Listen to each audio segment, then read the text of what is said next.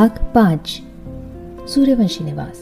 अवंतिका अपने कपड़े अलमारी में सजा चुकी थी। तभी उसके कमरे में रूहान आता है। अवंतिका, हाँ तो कब उठा? रूहान, बस अभी उठा और उठते ही तेरे पास आ गया। अब मुझे बता, तू परेशान लग रही थी, मुझे सुबह कोई बात हुई है क्या?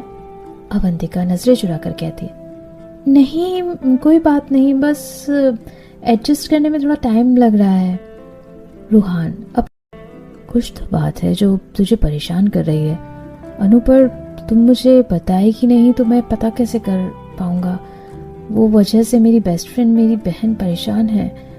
अवंतिका, तो यहाँ कुछ काम के लिए आया था क्या? रूहान, हाँ यार, वो मैं ना अपनी गर्लफ्रेंड से मिलने जा रहा था, सोचा कि उसके लिए कुछ गिफ्ट ले लूँ। अब मैं उसके लिए क्या गिफ्ट लूँ मुझे समझ नहीं आ रहा है, तू बता दे प्लीज। रूहान की बात सुनकर अवंतिका को हंसी आ जाती है। अवंतिका, हाँ तू जो भी प्यार से अपनी गर्लफ्रेंड के लिए लेकर जाएगा ना, उसी में वो खुश हो जाएगी। थोड़ी देर इधर उधर की बातें करने के बाद रूहान चला जाता है। अवंतिका सोचती है, जानती हूँ तो मुझे परेशान नहीं देख सकता, पर मैं चाहकर भी अपनी परेशानी तुझसे शेयर नहीं कर सकती। मुझे पूरा यकीन है अद्विक जी बस यही सोचकर कि मैं पढ़ी लिखी नहीं हूँ, मुझ पर ध्यान नहीं दे रहे। अब उनको पता चल गया है तो हो सकता है कि मुझसे गुस्सा नहीं होंगे।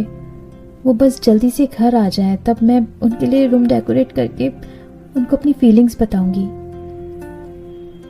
थोड़ी देर बाद अद्विक जी और राजशेखर जी ऑफिस से आ जाते हैं। दोनों ही फ्रेश होने अपने अपने कमरे में चले जाते हैं। थोड़ी देर बाद एक बार फिर पूरी फैमिली डाइनिंग टेबल पर इकट्ठा थी।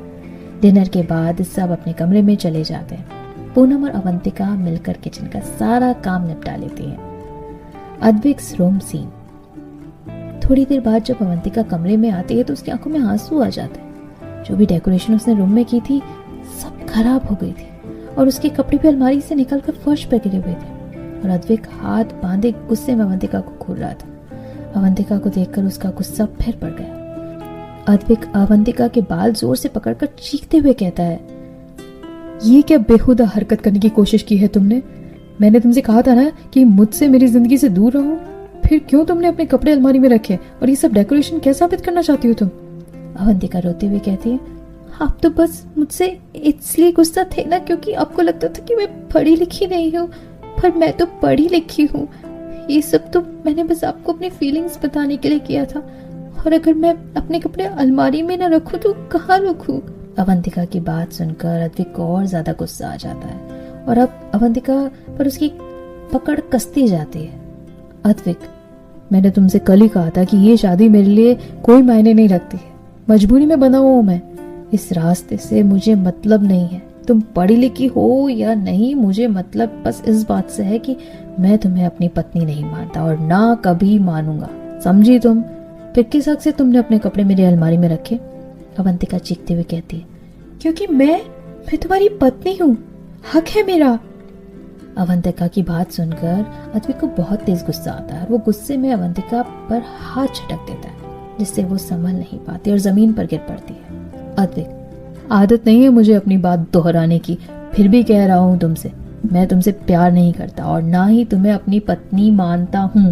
ये शादी जबरदस्ती की है। अपने दादाजी के वादे को निभाने के लिए मैंने मजबूरी में तुमसे शादी की और मैं किसी और से प्यार करता हूँ और हमेशा उसी से करूँगा। ये बात जितनी जल्दी हो सके तुम समझ जाओ, उसी में तुम्हारी भलाई है। और कोशिश भी मत करना मेरे करीब आने की।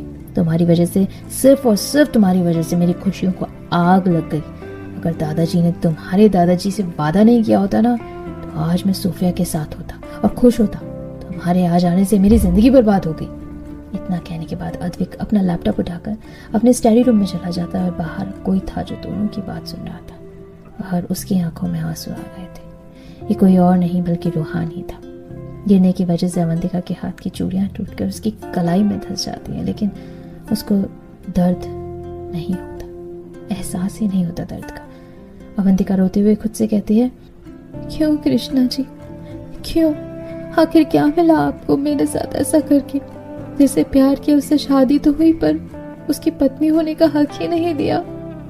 उसने मुझसे नहीं बल्कि किसी और से प्यार, ना चाहते हुए भी मैं अपने प्यार की खुशियों की कातिल बन गई।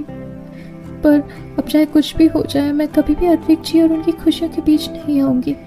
अगर वो सोफिया के साथ खुश है तो मैं उन्हें और सोफिया जी को मिलवा दूंगी। मैं उनकी खुशियों की खातिर कुछ भी कर सकती हूँ, भले मुझे खुद की खुशियों को कुर्बान ही क्यों न करना पड़े।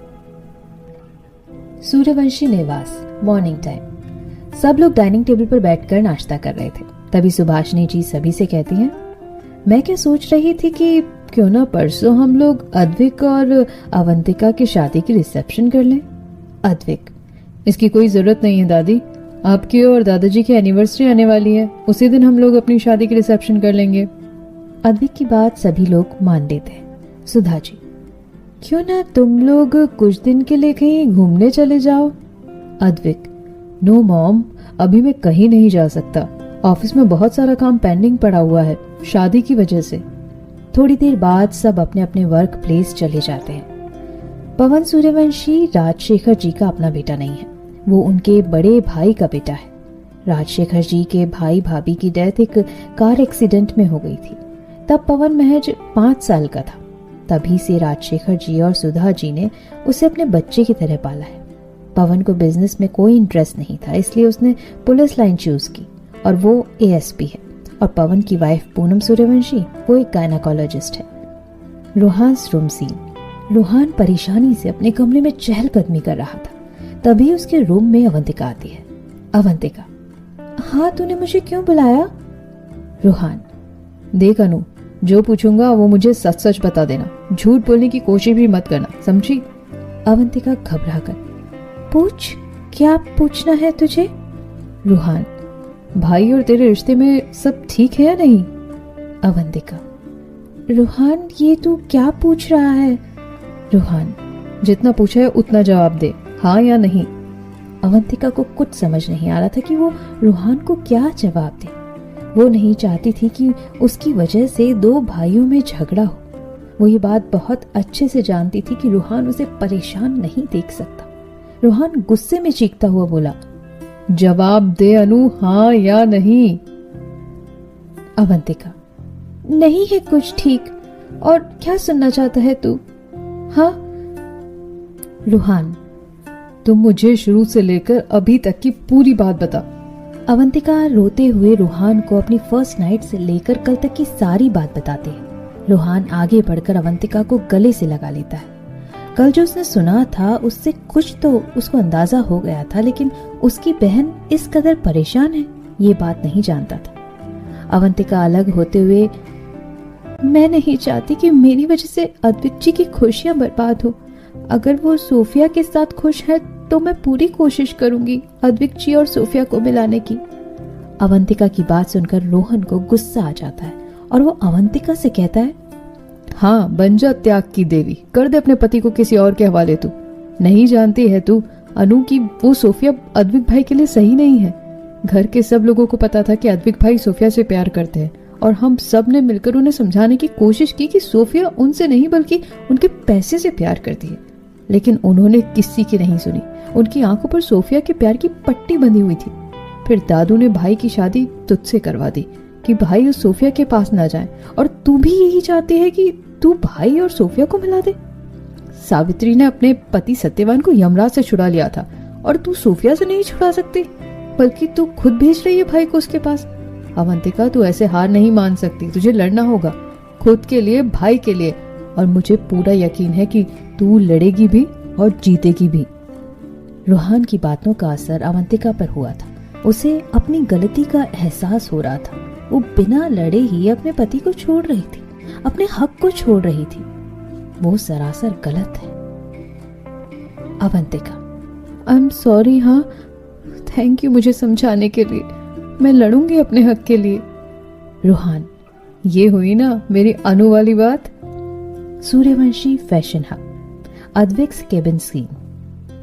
अद्विक अपने रोलिंग चेयर पर बैठा हुआ था और उसकी गोद में सोफिया बैठी थी।